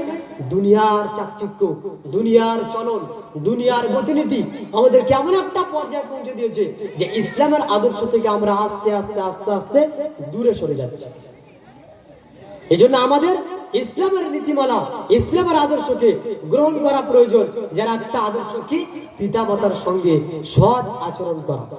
যদি আপনার পিতামাতা থাকে তাদের সঙ্গে আপনি এইরূপ সদাচরণ করবেন যে কোনো কাজে যেন পিতামাতা আমার কোনো ব্যবহারের কারণে যেন অসন্তুষ্টি প্রকাশ না করে। কেন?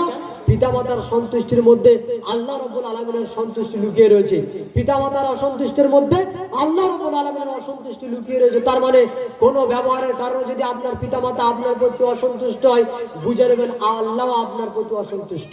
আপনি সারা রাত তাহাজ্জুদ পড়লেও আল্লাহ আপনার প্রতি অসন্তুষ্ট। কেন? আপনি পিতামাতার সঙ্গে সৎ আচরণ করেননি।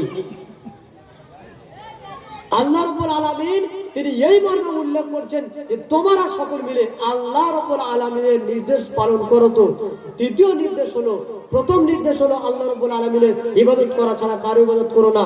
দ্বিতীয় নির্দেশ হচ্ছে তোমরা পিতামাতার সঙ্গে সৎ আচরণ করবে।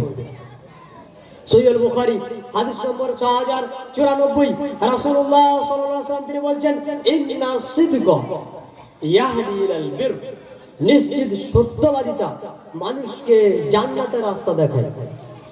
ইন্না সিদকা ইয়াহদি ইলাল বির, নিশ্চিত সত্যবাদিতা মানুষকে একটা নেকির রাস্তা দেখায়।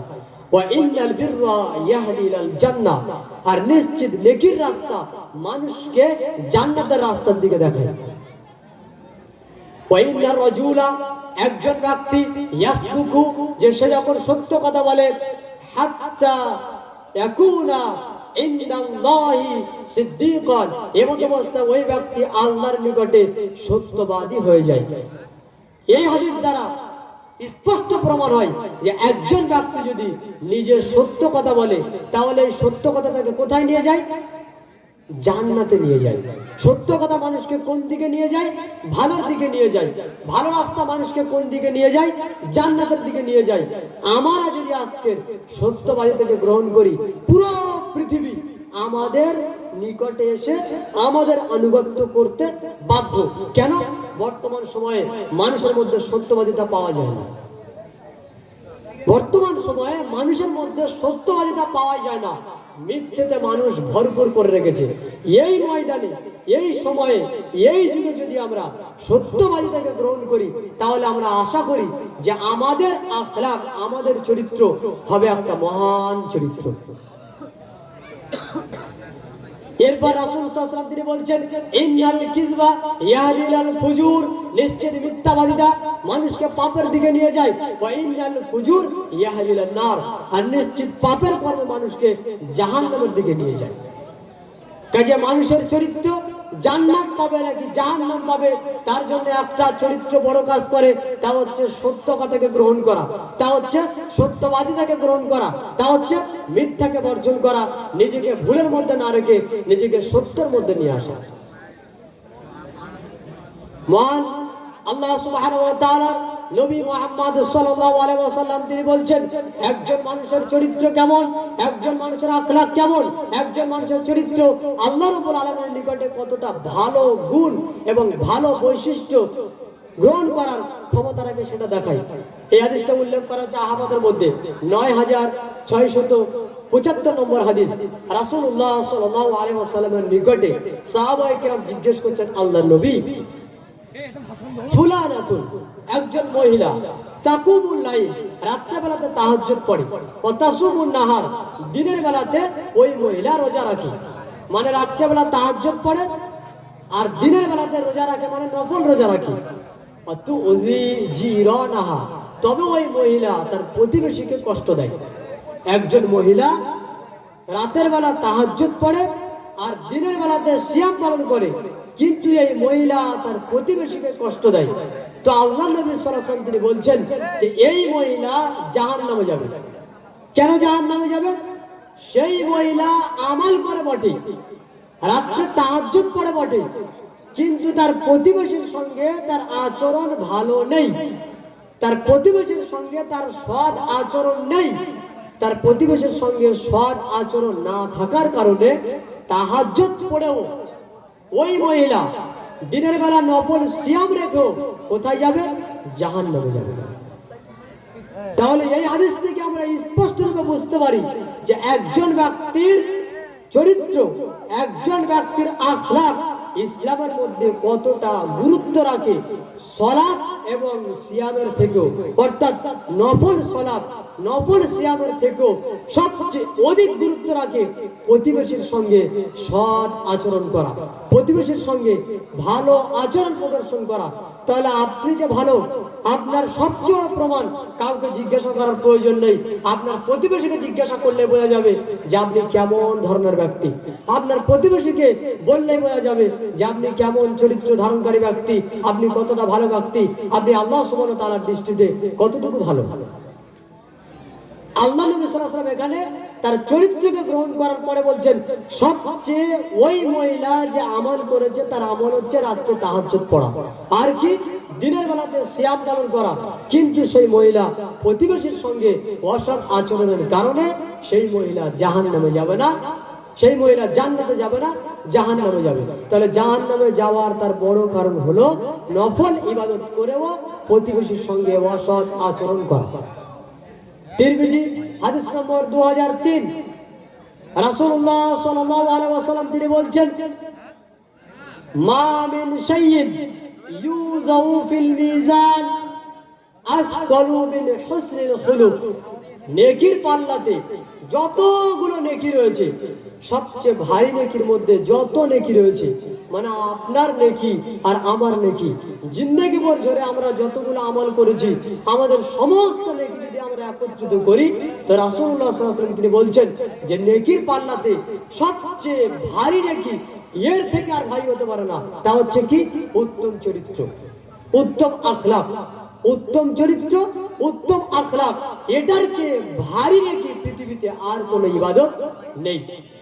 ওয়াইন্না সাহিবা হুসনিল খুলুক, নিশ্চিত যে ব্যক্তির মধ্যে সৎ গুণ রয়েছে, নিশ্চিত যে ব্যক্তি সৎ চরিত্রের অধিকারী, লা ইয়াবলুগু বিহি দারাজাতা সাহিবিস সাওমি ওয়াস সালাহ, এই ব্যক্তি তার উত্তম চরিত্রের ফলে একজন ব্যক্তি নফল সিয়ামের জন্য যে নেকি পায়, একজন ব্যক্তি নফল রোজা রাখার জন্য যে নেকি পায়, ওই নেকির সমতুল্য নেকির হকদার হবে যে ব্যক্তি উত্তম চরিত্র প্রদান করে।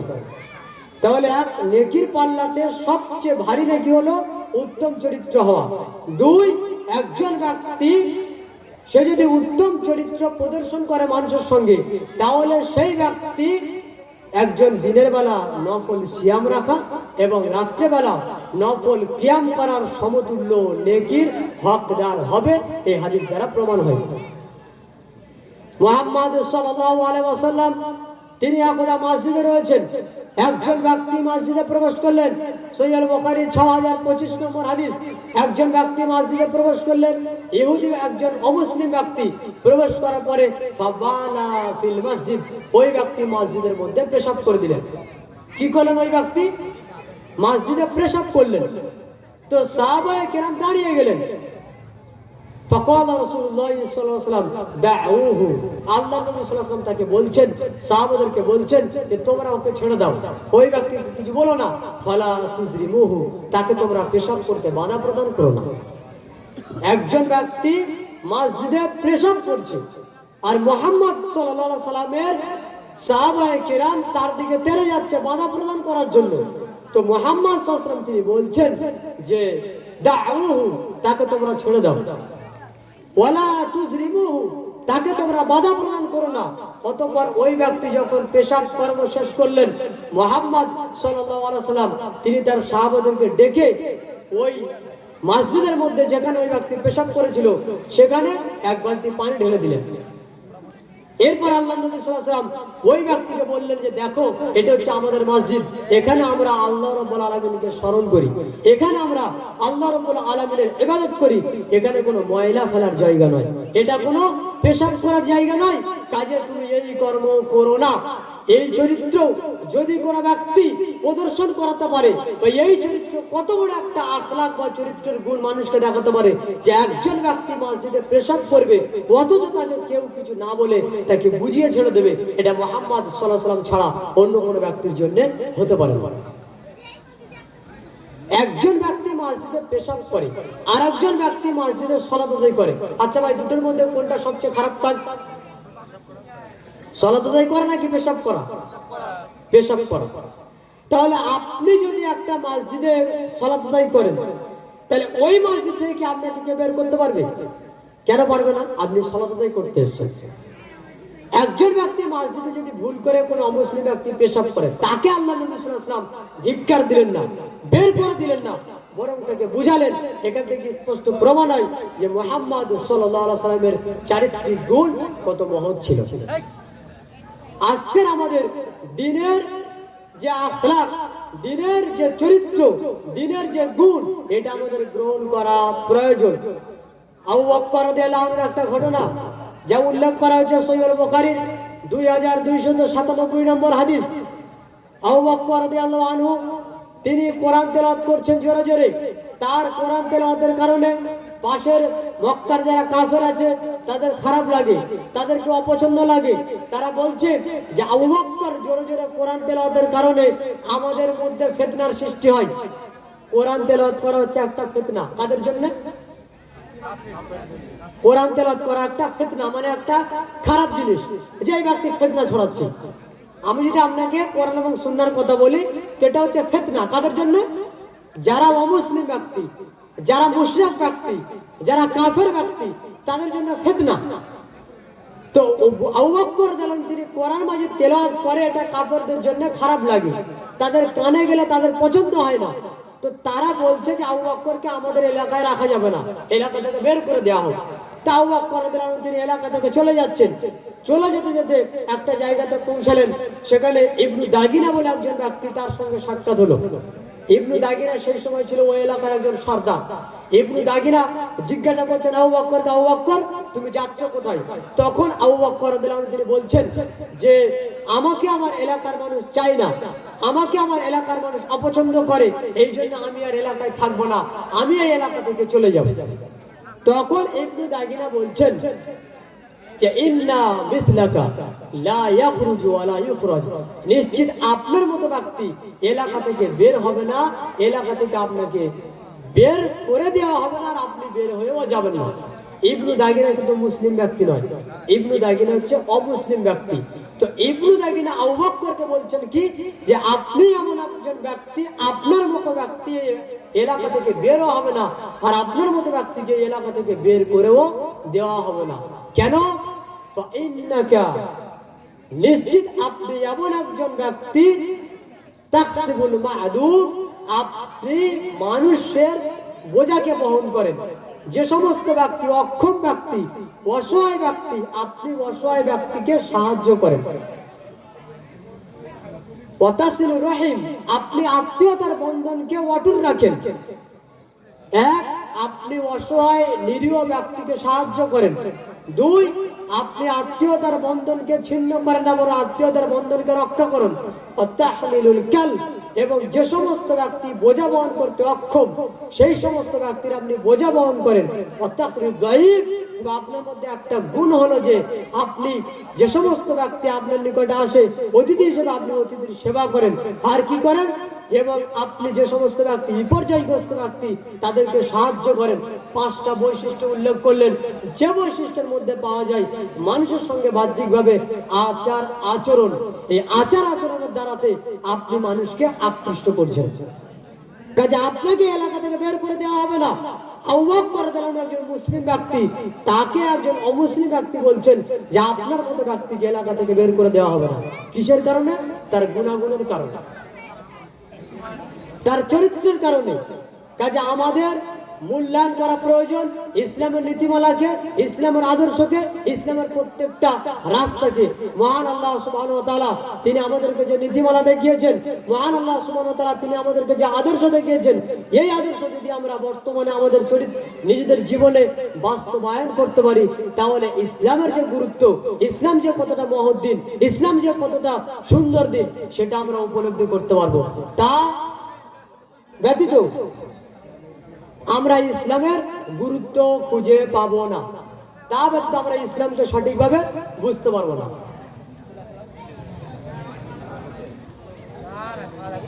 আপনারা যে অনুষ্ঠান বা প্রোগ্রাম দিয়েছেন, এটা আমরা চাইলে বক্তব্য যদি দিই বা বক্তব্য যে একটা দেওয়া হয়, মানুষ যদি এই বক্তব্যকে মূল্যায়ন করে তো মানুষের ভালো, আর যদি মানুষ বক্তব্যকে মূল্যায়ন না করে তাহলে আমার কিছু এসে যায় না।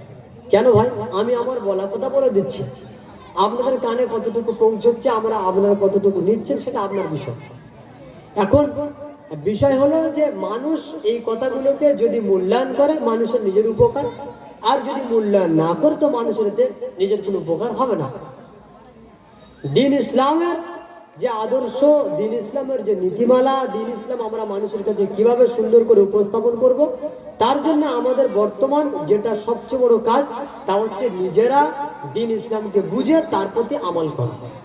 এছাড়া আপনি মানুষকে দ্বীন ইসলাম সম্পর্কে বোঝানো বা তাদেরকে দ্বীনের দিকে আকৃষ্ট করা এটা কখনোই পারবেন না। যদি আপনি দ্বীন ইসলামকে বুঝে তদ অনুযায়ী ইলম অর্জন করে নিজেরা আমলি জগতে এসে যান, তাহলে 10 জন মানুষ আপনার জন্য দ্বীন ইসলামকে গ্রহণ করবে। যেমন আপনাকে আমি সাপোজ ধরে নিলাম যে আপনি 5 ওয়াক্ত সালাত আদায় করেছেন, আপনার সালাত আদায়ের পরে কয়জন ব্যক্তি আপনার চরিত্র দেখে আপনার প্রতি আকৃষ্ট হয়েছে এটা আপনাকে দেখাতে হবে। প্রথম কাজ, আপনি সন্তান হিসেবে যেদিন থেকে আপনি সালাত ধরেছেন সেই দিন থেকে আপনার পিতামাতা আপনার প্রতি কতটুকু আকৃষ্ট হয়েছে আপনার চরিত্রের গুণে, এটাই বড় বিষয় আপনাকে দেখাতে হবে। বাজারে চলাফেরার ক্ষেত্রে বাজারের মানুষগুলো, ওই এলাকার মানুষগুলো আপনার চরিত্র দেখে কতটুকু আপনার প্রতি আকৃষ্ট হয়েছে এটা আপনাকে দেখাতে হবে। তাহলে বুঝবেন যে আপনি একজন ভদ্র মানুষ আর ইসলামকে আপনি সঠিকভাবে গ্রহণ করেছেন, ইসলামের আদর্শ আপনি আপনার জীবনে বাস্তবায়ন করছেন, তা নতুবা আপনার জীবনে কোনো উপকার হবে না। চলেন আমরা কিছু আলোচনা করি সিয়াম সম্পর্কে। সিয়াম হচ্ছে মহান আল্লাহ সুবহানাহু ওয়া তাআলার দেওয়া একটা ফরজ বিধান, যেটা রাসূলুল্লাহ সাল্লাল্লাহু আলাইহি ওয়াসাল্লাম তিনি উল্লেখ করেছেন সহিহ বুখারী হাদিস নম্বর 8। আল্লাহ নবী সাল্লাল্লাহু আলাইহি ওয়াসাল্লাম তিনি বলেন, বুনিয়াল ইসলামু আলা খামস, শাহাদাতি আল্লাহ ইলাহা ইল্লাল্লাহ ওয়া ইকামিস সালাহ ওয়া ইতাইজ যাকাত ওয়াল হজ্জ ওয়া সাওমি রমাদান। ইসলাম 5টা ভিতের উপরে প্রতিষ্ঠিত। ইসলাম এর বুনিয়াদ হলো 5। 1, শাহাদা আল্লাহ ইলাহা ইল্লাল্লাহ ওয়া আন্না মুহাম্মাদুর রাসূলুল্লাহ, আল্লাহ ছাড়া কোনো মাবুদ নেই এবং মুহাম্মদ সাল্লাল্লাহু আলাইহি ওয়াসাল্লাম হচ্ছেন আল্লাহর প্রেরিত রাসূল। ওয়া ইকামিস সালাহ, দ্বিতীয় নম্বর হচ্ছে পাঁচ ওয়াক্ত সালাত আদায় করা। তিন নম্বর হচ্ছে ওয়া ইতাইজ যাকাত, যাকাত প্রদান করা। চার নম্বর ওয়া সাওম, অর্থাৎ সিয়াম পালন করা। আর পাঁচ নম্বর হচ্ছে ওয়াল হাজ্জি মাস্তাতু ইলাইহি সাবিলা, যে ব্যক্তির ক্ষমতা আছে সেই ব্যক্তি কাবা ঘরে গিয়ে হজ করবে। তাহলে ইসলামের পাঁচটা বুনিয়াদের মধ্যে একটা বুনিয়াদ হলো সিয়াম পালন করা। আর আগামী 2-1 দিনের ভিতরে আমাদের সামনে আসছে সিয়াম। আমরা ইসলামের বুনিয়াদ যে পাঁচটা রয়েছে তার মধ্যে একটা হলো সিয়াম। এই সিয়াম আদায় করব। ফায়দা কি? সহিহ বুখারী হাদিস নম্বর 38, রাসূলুল্লাহ সাল্লাল্লাহু আলাইহি ওয়াসাল্লাম তিনি বলছেন, মান সামা রমাদানা ঈমানান ওয়া ইহতিসাবান গুফিরা লাহু মা তাকাদ্দামা মিন যামবিহি, যে ব্যক্তি রমাদান মাসে আল্লাহ রাব্বুল আলামিনের উপরে ঈমান রেখে নেকির উদ্দেশ্যে সিয়াম পালন করবে, আল্লাহ রাব্বুল আলামিন তার পিছনের সমস্ত গুনাহকে maaf করে দিবেন। আল্লাহ নবী সাল্লাল্লাহু আলাইহি ওয়াসাল্লাম কি বলছেন? মান সামা রমাদানা, যে ব্যক্তি রমজান মাসে সিয়াম পালন করবে ঈমানান ওয়া ইহতিসাবান, নেকির উদ্দেশ্যে এবং আল্লাহর উপরে ঈমান রাখা অবস্থাতে, ফায়দা কি? গুফিরা লাহু মা তাকাদ্দামা মিন যামবিহি, তার পিছনের সমস্ত গুনাহকে আল্লাহ সুবহানাহু ওয়া তাআলা তিনি maaf করে দিবেন। তাহলে রমজানের সিয়াম রাখার ফায়দা এইটা। এবার আমরা আসি সামনে, যদি কোনো ব্যক্তি রমজান মাসের রাতে কিয়াম করে, এই হাদিসের ভিতরে রাসূল সাল্লাল্লাহু আলাইহি ওয়াসাল্লাম বলছেন, মান কামা রমাদানা, যে ব্যক্তি রমজান মাসে তারাবির সালাত আদায় করবে ঈমানান ওয়া ইহতিসাবান, ঈমানি অবস্থাতে নেকির উদ্দেশ্যে, গুফিরা লাহু মা তাকাদ্দামা মিন যামবিহি, ওই ব্যক্তির পিছনের সমস্ত গুনাহকে আল্লাহ তাআলা maaf করে দিবেন। কি পড়বে? তারাবির সালাত আদায় করবে। তারাবির সালাত আদায় কেন করবেন? নেকির উদ্দেশ্যে আর আল্লাহর প্রতি ঈমান রেখে। তাহলে রমজান মাসে তারাবি পড়লে ফায়দা কি? গুফিরা লাহু মা তাকাদ্দামা মিন যামবিহি, আল্লাহ রাব্বুল আলামিন তার পিছনের সমস্ত গুনাহকে maaf করে দিবেন। এটা কোন মাসের ফায়দা? এটা হচ্ছে রমজান মাসের ফায়দা। এখন তারাবির সালাত আদায় তো করবেনই, কিভাবে আদায় করবেন? আমাদের সমাজে তারাবির সালাত আদায় করার রীতি রেওয়াজ হচ্ছে আপনি যত তাড়াতাড়ি পড়তে পারেন, তাই না? কিন্তু আপনি যদি তাড়াতাড়ি সালাত আদায় করেন তো আপনার ঈমান ও ইহতিসাবান দুটোই রয়ে যাবে, কিন্তু নেকি আপনি পাবেন না। আর ওই যে পিছনের গুনাহ maaf হয়ে যাবে, এটা আপনার হবে না। কেন? যদি কোনো ব্যক্তি সালাত আদায় করার ক্ষেত্রে তাড়াহুড়া করে, রুকু সিজদা ঠিকমতো আদায় না হয়, ওই ব্যক্তির সালাত হবে না, ওই ব্যক্তির সালাত হবে না। এই জন্য আপনি তারাবির সালাত যে পদ্ধতিতে আদায় করছেন, পদ্ধতি লক্ষ্য করুন, তাড়াহুড়ো করে আপনার যেন তারাবির সালাত আদায় না হয়। দলিল সহিহ বুখারী 757 নম্বর হাদিস, আবু হুরায়রা রাদিয়াল্লাহু আনহু তিনি বলছেন, রাসূল সাল্লাল্লাহু আলাইহি ওয়াসাল্লাম মসজিদের মধ্যে আছেন, একজন ব্যক্তি মসজিদে প্রবেশ করলেন। মসজিদে প্রবেশ করার পরে সেই ব্যক্তি সালাত আদায় করলেন। অতঃপর ওই ব্যক্তি আল্লাহর নবীর নিকট এসে সালাম প্রদান করেন। ফারাদ্দা আলাইহি, রাসূল সাল্লাল্লাহু আলাইহি ওয়াসাল্লাম ওই ব্যক্তিকে সালামের উত্তর দিলেন। এই হাদিসটা ভালো করে একটু শুনুন ভাই। আপনাদের মন মানে উৎসুক হয়ে আছে, মানে আমি যা বলছি আপনাদের মনটা অন্যদিকে, তবু আমি বলবো। এই হাদিসটা একটু ভালো করে লক্ষ্য করুন। বর্তমান তারাবির সালাত আর এই হাদিস, বর্তমান তারাবির সালাত এই হাদিস একটু ভালো করে লক্ষ্য করুন। আল্লাহ নবী সাল্লাল্লাহু আলাইহি ওয়াসাল্লাম তিনি, এই আবু হুরায়রা বলছেন যে আল্লাহ রাসূল মসজিদে রয়েছেন আর একজন ব্যক্তি মসজিদে প্রবেশ করলেন, মানে সাহাবা প্রবেশ করলেন। ওই ব্যক্তি প্রবেশ করে সালাত আদায় করলেন। সালাত আদায় করে আল্লাহ নবীকে সালাম দিলেন। তো আল্লাহ রাসূল সালামের উত্তর দিলেন। উত্তর দিয়ে বলছেন, ইরজি, ফিরে যাও, ফাসাল্লি, সালাত আদায় করো, ফা ইন্নাকা লাম তুসাল্লি, তুমি সালাত আদায় করোনি। অথচ ওই ব্যক্তি সালাত আদায় করেছে কিনা? হাদিস বলছে কি, ওই ব্যক্তি প্রবেশ করলেন, ফাসাল্লা, সালাত আদায় করলেন, তারপরে আল্লাহ রাসূলকে সালাম দিলেন। তার মানে মসজিদে প্রবেশ করে আগে সালাত আদায় করে তারপর রাসূলকে সালাম দিলেন। আল্লাহ নবী সালামের উত্তর দিয়ে বলছেন, ইরজি, ফিরে যাও, ফাসাল্লি, সালাত আদায় করো, ফা ইন্নাকা লাম তুসাল্লি, তুমি সালাত আদায় করোনি। আচ্ছা, ওই ব্যক্তি সালাত আদায় করেছে না করেনি? করেছে। তো আল্লাহ নবী যখন বলছেন তুমি করনি, আবার আদায় করো, তো লোকটা ফিরে এলেন, ফাসাল্লাহ, লোকটা সালাত আদায় করলেন। তারপর আল্লাহ নবীর কাছে গিয়ে আবার সালাম করলেন। মুহাম্মদ সাল্লাল্লাহু আলাইহি ওয়াসাল্লাম তিনি উত্তর দিলেন, দিয়ে বলছেন, ইরজি, ফিরে যাও, ফাসাল্লি, সালাত আদায় করো, ফা ইন্নাকা লাম তুসাল্লি, তুমি সালাত আদায় করনি। কয়বার হলো সালাত? দুইবার হয়ে গেল। এরপর আল্লাহ রাসূল যখন বললেন, ওই ব্যক্তি গিয়ে আবার সালাত আদায় করলেন। সালাত আদায় করে আল্লাহ রাসূলের কাছে এলেন, সালাম প্রদান করলেন। মুহাম্মদ সাল্লাল্লাহু আলাইহি ওয়াসাল্লাম সালামের উত্তর দিলেন, উত্তর দিয়ে বলছেন, ইরজি, ফিরে যাও, ফাসাল্লি, সালাত আদায় করো, ফা ইন্নাকা লাম তুসাল্লি, তুমি সালাত আদায় করোনি। তখন ওই ব্যক্তি বলছে, ওয়াল্লাযী বাআসাকা বিল হক, আল্লাহর কসম করে বলছি, যিনি আপনাকে সত্য রাসূল করে, সত্য নবী করে পাঠিয়েছেন, তার কসম, আমি এর চেয়ে ভালো করে সালাত আদায় করতে জানি না, আপনি আমাকে শিখিয়ে দেন। তখন মুহাম্মদ সাল্লাল্লাহু আলাইহি ওয়াসাল্লাম তিনি বলছেন, ফাইদা কুমতা ইলা সালাহ, যখন তুমি সালাতে দাঁড়াবে, যখন তুমি সালাত আদায় করবে, কি করবে? ফাকাব্বির, আল্লাহু আকবার বলো। তাহলে সালাতে প্রবেশ করার জন্য কি করতে হবে? আল্লাহু আকবার বলতে হবে। এরপর আল্লাহ বলছে, ফারকা, তুমি রুকু করো, হাত্তা তাতমাইন্না রাকিআন, যতক্ষণ না তোমার রুকু সুন্দর করে আদায় হয় ততক্ষণ তুমি রুকু থেকে উঠবে না। সুম্মা রফা, তারপর তুমি রুকু থেকে মাথা তুলবে, হাত্তা তাতমাইন্না কায়িমান, যতক্ষণ না রুকু থেকে উঠে সুন্দর করে দাঁড়াচ্ছ ততক্ষণ তুমি আবার অন্য জায়গায় যাওয়ার চেষ্টা করবে না। সুম্মা সুজুদ, তারপর তুমি সিজদা করো, হাত্তা তাতমাইন্না সাজিদান, যতক্ষণ না তোমার সাজদা সুন্দর করে পূর্ণ হয় ততক্ষণ তুমি সাজদা থেকে মাথা তুলবে না।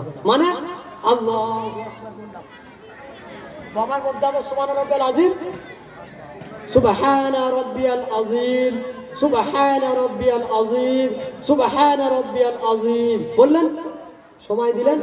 এরপর সামি আল্লাহু লিমান হামিদা বললেন, রব্বানা ওয়া লাকাল হামদ বলছেন। এই যে আপনি সোজা হয়ে দাঁড়ালেন, কতক্ষণ সাজদায় যাবেন না? যতক্ষণ না উঠে দাঁড়িয়ে সুন্দর করে দাঁড়ানো হয় ততক্ষণ সাজদায় যাবেন না। তাহলে আপনি বলেন তো, 2 রাকাত সালাত আদায় করতে কয় মিনিট লাগবে? রাসূলের এই ভাষা অনুযায়ী 2 রাকাত সালাত আদায় করতে কয় মিনিট লাগবে? 5 মিনিট লাগবে। আমার 2 রাকাত সালাত আদায় করি কয় মিনিটে? 2 মিনিটে। এটা কি সালাত হলো? সালাত চুরি হলো। কোন ব্যক্তি, পৃথিবীর কোন আলেম এই হাদিসকে অস্বীকার করতে পারবে না যে আল্লাহর নবী সাল্লাল্লাহু আলাইহি ওয়াসাল্লাম সালাত এইভাবে আদায় করতে বলেছেন। গতানুগতিক সালাত। আপনি রাকাত আদায় করছেন কি সালাত আদায় করছেন, ওটা আপনি আদায় করেন, আমার এখানে আপত্তি নেই। আপনি যাই আদায় করেন, সালাতকে তো সালাতের মতো আদায় করতে হবে নাকি? আল্লাহ রাসূল ওই ব্যক্তিকে কয়বার ফিরিয়ে দিলেন? 3 বার। কেন ফিরিয়ে দিলেন? সালাতের রুকুন ওই ব্যক্তি আদায় করেন। রুকুন কি? সুন্দর করে রুকু করা, সুন্দর করে রুকু থেকে উঠে দাঁড়ানো, সুন্দর করে সিজদা করা। কাজে আমাদের সমাজের যে সালাত, তারাবির সালাত হয়, এটা কি সালাত হয়? মুরব্বীরা কি বলেন? সুযোগ পান সুন্দর করে রুকু করার, সিজদা করার সুযোগ পান? তাহলে আপনি বলেন না কেন যে একটু আস্তে আস্তে পড়েন, কষ্ট হচ্ছে? আল্লাহু আকবার। আরে ভাই, আমরা নিজেরাও তো পড়ি, আমরা জানি। আল্লাহু আকবার বলে সাজদায় গিয়ে সুবহানা, আবার একটা সাজদার জন্য উঠে গেল। মানে আমি সুবহানা রাব্বিয়াল আ'লা যে একবার বলবো, এই একবার বলার টাইম নেই, সবে শুরু করেছি সুবহানা, তো ইমাম সাহেব দ্বিতীয় সাজদার জন্য আবার রেডি। এটা কি সালাত হলো? এটা সালাত হচ্ছে না। কেন? আল্লাহ নবী সাল্লাল্লাহু আলাইহি ওয়াসাল্লাম যিনি বলছেন, পৃথিবীর সবচেয়ে বদচোর হচ্ছে নামাজ চোর, পৃথিবীর সবচেয়ে খারাপ চোর হচ্ছে নামাজ চোর। তো সাহাবারা আল্লাহ রাসূল, কাইফা ইয়াসরিকু মিন সালাতিহি, মানুষ তার নামাজকে চুরি করে কিভাবে? তখন রাসূল সাল্লাল্লাহু আলাইহি ওয়াসাল্লাম বলছেন, মাল্লাম ইতিম্মু রুকুআহা ওয়ালা সুজুদাহা, যে ব্যক্তি নামাজ পড়তে গিয়ে সালাতের মধ্যে রুকু এবং সিজদাকে ঠিকমতো আদায় করে না, এই ব্যক্তি নামাজ চোর। তাহলে নামাজ চোরকে খুঁজতে গেলে কোথায় যেতে হবে? মসজিদে যেতে হবে। কবে যেতে হবে? তারাবির সালাতে যেতে হবে। ভাই, আপনাকে আমি বলিনি, সমাজের ব্যয়রামের জন্য বলছি, সমাজের ব্যয়রাম। কেন আপনাকে 20 মিনিটে 20 রাকাত পড়তে হবে? কেন আপনি 20 রাকাতে 20 মিনিট পড়বেন? আপনি সালাতের মধ্যে আদায় করুন, সারা রাত ধরে 20 রাকাত পড়ুন, আপত্তি নেই, কিন্তু সালাতটা আপনি আদায় করবেন। 20 রাকাত তারাবি আপনি পড়েন, 20 রাকাত তারাবি আমি পড়ি, তবে এই সালাত কিসের মতো পড়তে হবে? সালাতের মতো পড়তে হবে। হুড়োহুড়ি করে 20 মিনিটে 20 রাকাত পড়তে হবে, আল্লাহ এটা বলেননি, আল্লাহ রাসূল এটা বলেননি। আল্লাহু আকবার বলে হাত বাঁধলাম। হাত বেঁধে এবার আমি বলছি কি, সুবহানাকা আল্লাহুম্মা ওয়া বিহামদিকা ওয়া তাবারাকা ইসমুকা ওয়া তাআলা জাদ্দুকা ওয়া লা ইলাহা গায়রুক। এটা কি বলার টাইম পান? এটা আপনি পড়বেন, ওদিকে সূরা ফাতিহা তো শেষ, আর একটা সূরা শেষ হচ্ছে, মানে রুকু যাওয়ার জন্য রেডি।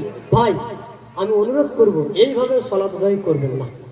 আর এই এলাকায় যত উলামা রয়েছে, যত আলেম রয়েছে, সবাইকে সম্মান করে বলছি, 757 নম্বর হাদিস সহিহুল বুখারীর হাদিস, হাদিসটা খুলেন, ওখানে দেখেন যে সালাত আদায় হয় না কোন ব্যক্তির, যে ব্যক্তি সালাতের রুকু ঠিকমতো আদায় করে না। রুকুন মানে সালাতের রুকুন হচ্ছে ওই সমস্ত জিনিস যা আদায় না হলে সালাত বাতিল হয়ে যায়। তার একটা হচ্ছে ঠিকমতো যদি রুকুকেও আদায় না করে, ঠিকমতো সাজদাকেও আদায় না করে, তার সালাত হয় না। তার মানে আপনি হিসাব করুন আপনার কি হচ্ছে। বলছিলাম রমজান মাসের গুরুত্ব সম্পর্কে, তো আপনি এই নামাজ দিয়ে কি করবেন, পিছনের সমস্ত গুনাহ মাফ, কিন্তু নামাজকে নামাজের মতো আদায় করতে হবে। সহিহুল বুখারী হাদিস নম্বর 3257, রাসূল সাল্লাল্লাহু আলাইহি ওয়াসাল্লাম তিনি বলছেন, ফিল জান্নাতি সামানিয়াতু আবওয়াব, জান্নাতের মধ্যে 8টা দরজা রয়েছে, লা ইয়াদখুলুহু, ওই জান্নাত দিয়ে কোনো ব্যক্তি জান্নাতে প্রবেশ করতে পারবে না, ইল্লা সাইমুন, সিয়াম পালনকারী ব্যতীত। তার মানে যে ব্যক্তি সিয়াম পালন করবে সেই ব্যক্তি জান্নাতে যাবে। কাজে জান্নাতে সিয়াম পালন করার ফায়দা কি, আমি জান্নাতে যেতে পারবো। তাহলে সামনে রমাদান, আমরা সিয়াম ইনশাআল্লাহ আদায় করব। এই মাসে আল্লাহ সুবহানাহু ওয়া তাআলা তিনি পবিত্র কোরআনকে অবতীর্ণ করেছেন, এটা হচ্ছে এই মাসের মর্যাদা। মহান আল্লাহ সুবহানাহু ওয়া তাআলা তিনি বলছেন সূরা বাকারার আয়াত নম্বর 185, আল্লাহ সুবহানাহু ওয়া তাআলা তিনি বলেন, শাহরু রমাদান আল্লাযী উনজিলা ফীহিল কুরআন হুদাল লিন-নাস ওয়া বায়িনাতিন মিনাল হুদা ওয়াল ফুরকান। রমাদান হলো সেই মাস যে মাসে আল্লাহ সুবহানাহু ওয়া তাআলা তিনি পবিত্র কোরআনকে অবতীর্ণ করেছেন, হুদাল লিন-নাস, পবিত্র কোরআন গোটা পৃথিবীবাসীর জন্য হেদায়েতের রাস্তা, ওয়া বায়িনাতিন মিনাল হুদা ওয়াল ফুরকান, সত্য এবং মিথ্যার পার্থক্যকারী কে, তা হচ্ছে পবিত্র কোরআন। এই জন্য আমরা রমজানকে গুরুত্ব দেওয়ার চেষ্টা করব, রমজানের সিয়ামকে আদায় করব। মহান আল্লাহ সুবহানাহু ওয়া তাআলা আমাদেরকে রমজানের সিয়ামকে আদায় করার সুমতি প্রদান করুন। আর আমি আবার আপনাদেরকে রিপিট করে বলছি যে আমরা প্রত্যেকটা মসজিদে এই মর্মে একটু আদর্শকে গ্রহণ করব, সালাতের ক্ষেত্রে আল্লাহর নিকটে মাথা নত করার ক্ষেত্রে একটু সময় দেব, তাড়াতাড়ি নয় বরং সুন্দর করে ধীরে সুস্থে তারাবির সালাত আদায় করার চেষ্টা করব। বুঝতে পারছি ভাই? কথা ক্লিয়ার? কয় রাকাত পড়বেন? 20 রাকাত পড়েন। কিভাবে পড়বেন? সালাতকে সালাতের মতো পড়েন। যারা প্রত্যেক রাকাতে কয় মিনিট লাগে? 5 মিনিট লাগে।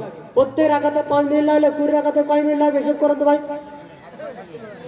জি, 1 ঘন্টা 40 মিনিট। 1 ঘন্টা 40 মিনিট সালাত আদায় করেন প্রত্যেক দিন। ফায়দা কি? ফায়দা কি? গুফিরা লাহু মা তাকাদ্দামা মিন যামবিহি, আল্লাহ রাব্বুল আলামিন পিছনের সমস্ত গুনাহকে মাফ করে দিবেন। মাথার উপরে কেউ চাপিয়ে দেয়নি। সালাত মানে কি? প্রশান্তি। চাপিয়ে দেওয়ার নাম সালাত নয়। আল্লাহর সঙ্গে কথা বলছেন। এই যারা অবৈধ সম্পর্ক রাখে, আবার অবৈধ সম্পর্কে যেন মনে করিয়েন না যে আমি জায়েজ প্রদান করছি। যারা মহিলাদের সঙ্গে অবৈধ সম্পর্ক রাখে, ফোনে যখন তারা কথা বলে, তারা বেশিক্ষণ কথা বলতে চায় না, কম কথা বলে রেখে দিতে চায়। ভাই কি বলেন? মন চায় না বেশিক্ষণ কথা বলতে? কি আছে নাকি তার মানে? মানে এটা হিসাব, এটা হচ্ছে হিসাব। বেশিক্ষণ কথা বলতে চায় মানে যার সঙ্গে যার মহাব্বত বেশি, তার সঙ্গে তার কথা বেশিক্ষণ বলার সে প্রয়োজন বোধ করে। তো আল্লাহর সঙ্গে আমাদের বেশি, মুসল্লিদের বেশি মহাব্বত না ইমামদের বেশি মহাব্বত? বলেন তো। মানে ইমানের দিক থেকে লক্ষ্য করলে যারা ইমাম তাদের বেশি ইমানের পাওয়ার বেশি না মুসল্লিদের বেশি হয়? ইমামদের। তো ইমাম স্বাভাবিক গতিতে আল্লাহর সঙ্গে তো বেশিক্ষণ কথা বলতে চাইবেন, তাই না? আমাদের থেকে। তাহলে তিনি যদি তাড়াহুড়ো করেন, এটা কেমন হলো? উল্টে গেল না? তাকে তো উচিত ছিল আল্লাহর সঙ্গে বেশিক্ষণ কথা বলা। সালাত মানে আল্লাহর সঙ্গে কথা বলা। তো তাড়াহুড়ো করছেন কেন? তার মানে ভালো লাগছে না? না না, আমাদেরকে এই আদর্শ গ্রহণ করা যাবে না। আমি শুরু থেকে শেষ পর্যন্ত আপনাদেরকে শেখাচ্ছি ইসলামের নীতিমালা, ইসলামের আদর্শ আমাদেরকে গ্রহণ করতে হবে। আল্লাহ সুবহানাহু ওয়া তাআলা আমাদেরকে যতটুকু শিখিয়েছেন, শুনিয়েছেন, তদ অনুযায়ী আমল করার সুমতি প্রদান করুন। আল্লাহুম্মা আমিন। সুবহানাকাল্লাহুম্মা ওয়া বিহামদিকা আশহাদু আল্লা ইলাহা ইল্লা আনতা আস্তাগফিরুকা ওয়া আতুবু ইলাইক। আসসালামু আলাইকুম ওয়া রাহমাতুল্লাহি ওয়া বারাকাতুহু।